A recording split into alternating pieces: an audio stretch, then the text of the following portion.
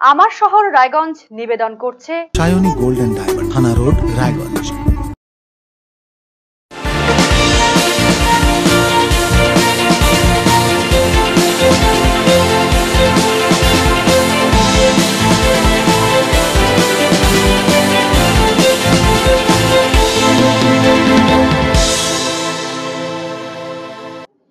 নমস্কার, সিটিভি সংবাদে আপনাদের স্বাগত। আমার শহর রায়গঞ্জ নিয়ে আপনাদের সঙ্গে আমি রিজু। প্রথমে যে খবরের দিকে চোখ রাখবো। তাপমাত্রার পারদ ক্রমশ ঊর্ধ্বমুখী, বেলা বাড়তে গরমের কারণ নাজেহাল সাধারণ মানুষ। বৃষ্টির দেখা নেই, প্রবল গরমে অসুস্থ হয়ে পড়ছেন অনেকেই। কোন পথে মিলবে মুক্তি, পরামর্শ দিচ্ছেন বিশিষ্ট চিকিৎসক ডক্টর জয়ন্ত ভট্টাচার্য। আপনি প্রত্যেকটা হসপিটালে যা দেখবেন রোগী ভর্তি, একদম গরমে অসুস্থ হয়ে যাচ্ছে প্রচন্ড।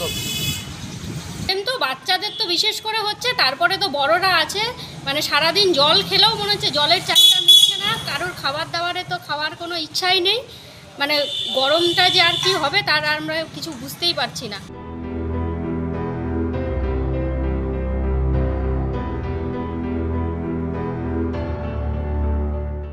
দহন জ্বালায় অতিষ্ঠ দুই বঙ্গের মানুষজন।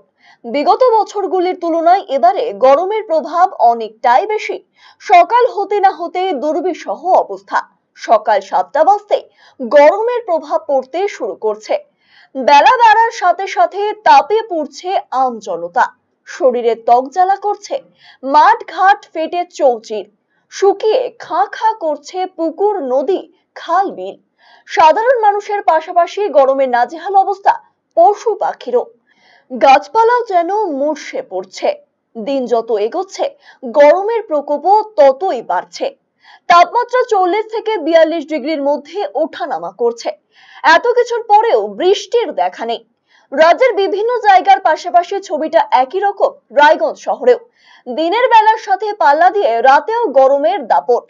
উত্তাপ কমার কোনো নামগন্ধ নেই। ভ্যাপসা গরমের রাতে ঘুমানো দায় হয়ে পড়েছে।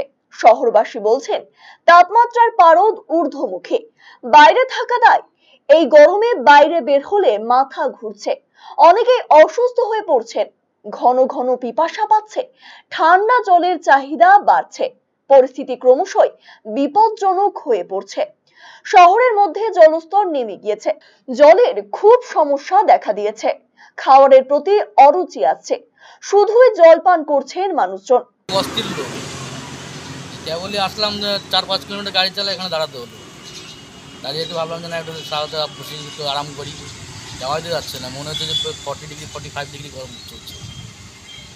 কি কি অসুবিধা হচ্ছে শরীরে? লু যাচ্ছে, এত লু বেরোচ্ছে যে মনে হচ্ছে গাড়ি চালালে যে গরম হাওয়ার ভাবটা যে বেরোচ্ছে নাকি বন্ধ হয়ে যাচ্ছে। যা গরম পড়ছে আর কি বলবো। আমাদের এদিকে তো চারিদিকে জল ঢল সব শুকিয়ে যাচ্ছে। আমাদের মন্দিরের পেছনের পুকুরে তো একটুও জল নেই, সব শুকিয়ে গেছে। দুদিন পরে মনে হয় আমরা খাবার জলও পাবো না। এমনি তো কিনেই খাচ্ছি, তাও মোটরের জল আগে যেমন 10 মিনিটে উঠে যেত, এখন আধা ঘন্টাতেও জল উঠছে না। এইরকম অবস্থা। কদিন পরে আর যদি মোটামুটি 2-3 দিন বৃষ্টি না হয় মনে হয় জল উঠবেই না, এরকম অবস্থা হচ্ছে চারিদিকে। এভাবে আর কদিন চললে মানুষের টেকা দায় হয়ে পড়বে। তাহলে কোন পথে মিলবে সমাধান? কি করলে এই গরমের হাত থেকে রক্ষা পাওয়া যাবে? সে বিষয়ে এদিন কিছু পরামর্শ প্রদান করেছেন রায়গঞ্জ শহরের বিশিষ্ট চিকিৎসক ডক্টর জয়ন্ত ভট্টাচার্য। প্রথমেই গাছ লাগানোর কথা বলেছেন তিনি। আর কি কি পরামর্শ রয়েছে তার শুনে নি। চওড়া রাস্তাগুলো হচ্ছে সেগুলো মূলত সামরিক প্রয়োজনে হচ্ছে। যে লম্বা চওড়া রাস্তাগুলো হচ্ছে এটাকে হবে না, হবে।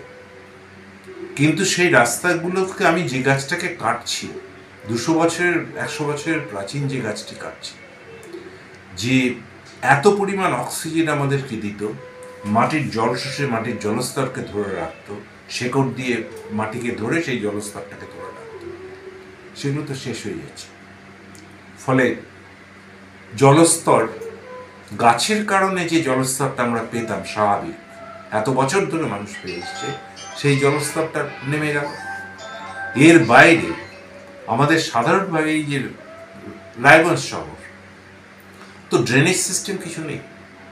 তার যে সমস্ত জলাভূমিগুলো রয়েছে সবই প্রায় শেষ করে ফেলে দিয়ে ওখানে মাল্টি স্টোরি বিল্ডিং হচ্ছে, শপিং মল হচ্ছে, ইত্যাদি ইত্যাদি হচ্ছে। রাস্তা অবশ্য বৃদ্ধি হচ্ছে না, কারণ রাস্তাটা 1.5 লম্বা রাস্তা। এবার তার ফলে কি হচ্ছে, রায়গঞ্জ শহরটা গামলার মতো হয়ে যাচ্ছে। তার কোনো ড্রেনেজ নেই, তার জলস্তর নেই, কিন্তু যখন সামান্য বৃষ্টি হচ্ছে নদীর জলস্তর নেমে গেছে, নদী বহন করতে পারছে না, ফলে রায়গঞ্জে 2017-এর মতো ভয়াবহ বন্যা এবং বিস্তীর্ণ এলাকা জুড়ে সেই বন্যা হবে। ফলে প্রাকৃতিকভাবে, সামাজিকভাবে, ব্যক্তি মানুষের উপরে, সমষ্টি মানুষের উপরে এই গরম এবং অদূরদর্শীর লোভ, সাস্টেইনেবল ডেভেলপমেন্ট, একটা দীর্ঘকালীন কি করব সেই পরিকল্পনা না রেখে কেবলমাত্র রাস্তা বাড়িয়ে যাওয়া, বাড়ি বাড়িয়ে যাওয়া, ঘরে ঘরে এসি লাগানো এবং প্রত্যেকের একটা করে গাড়ি থাকা স্ট্যাটাস সিম্বল। ইউরোপের দেশগুলোতে তো কিন্তু মনে রাখা দরকার যে দুটো বাহন হচ্ছে সবচেয়ে বেশি চালু। একটা হচ্ছে পাবলিক ট্রান্সপোর্ট, যেখানে অনেক বেশি মানুষ উঠতে পারে এবং কার্বন এমিশন কম হয়। আর একটা হচ্ছে সাইকেলে করে তারা বিভিন্ন কাজে যায়। আমাদের এখানে সাইকেলের কোনো বালাই নেই, সেই জায়গায় ফলে গোটা উন্নয়ন এবং গোটা জীবনকে দেখা, এইটাই যদি বদলে যায়, বিকৃত হয়ে যায়, প্রকৃতিকে আমরা যা অত্যাচার করছি।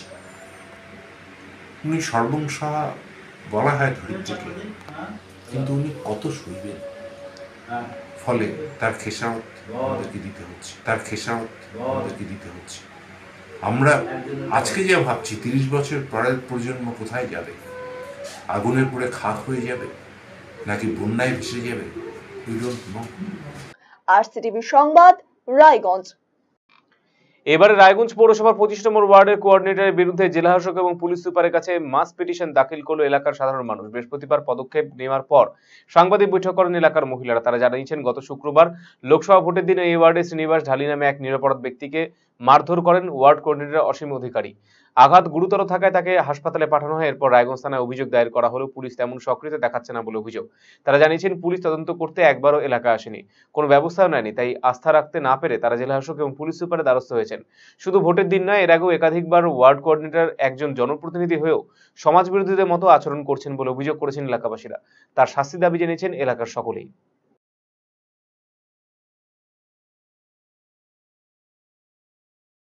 কারণ গত শুক্রবারের দিন সকালবেলা যে ঘটনাটা হয়েছিল, আমাদের থানায় একটা এফআইআর করা হয়েছিল।